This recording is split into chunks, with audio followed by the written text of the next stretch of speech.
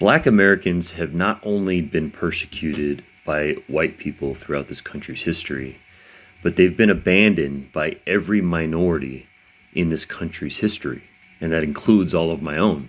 And prior to Trump 2.0, Latinos seemed to be trending in the wrong direction.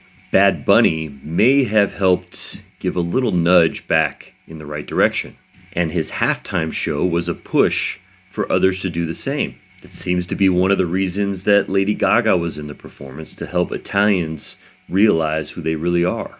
And it was such an amazing moment. Towards the beginning of this country's history, German Americans were treated incredibly poorly by the English-speaking majority. So much so that they began to harden their culture like we often see with oppressed peoples, something that Benjamin Franklin stated that frustrated him.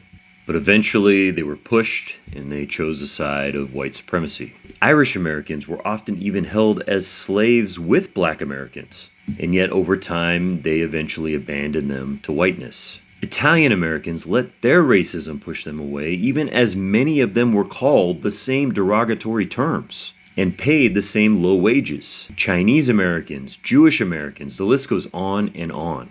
And now today, we have Latino Americans and Arab Americans facing the same plight. Latino men had been rapidly adopting white supremacy, and it probably doesn't help the fact that the Spanish started white supremacy.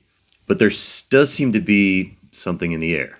In hard times like these, there's often few bright spots, but I think this is one. I'm seeing unity among oppressed peoples I've never seen before, a common enemy. That's always been there, but many seem to be just realizing that. I can only hope that white people will eventually follow suit.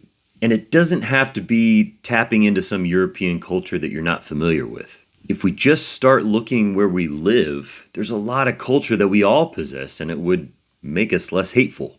I've mentioned elements of my California culture, and other states are the same. Culture is fluid, or at least it's supposed to be. It only hardens in the face of hate. And that's the hate that Black Americans keep getting left on their own to deal with, and it just makes me so sad. Black culture is American culture, and we've got to accept and realize that. There is no other culture that started from scratch in this country. They had everything stripped away for 500 years and built something that the world loves so much that they often steal. Every aspect of our lives is dominated by Black culture. They just never get any credit. From music to TV to science. You saw in Bad Bunny's performance how much Black Latinos have influenced various Latino cultures. White people don't tend to notice this. Many of them don't want to, but also because white supremacy has also stripped their culture away. But instead of creating one, we just took elements and called it our own. Almost every interaction that I've had with Black people has been filled with kindness, humor, and respect like no other, really. Maybe a little guarded at first, but understandably so.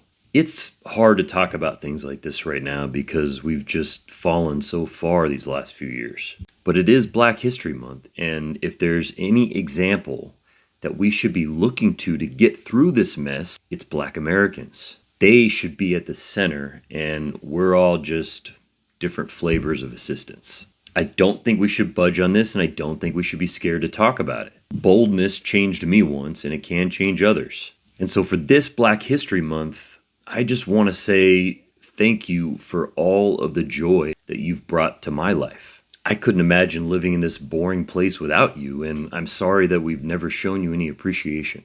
Happy Black History Month.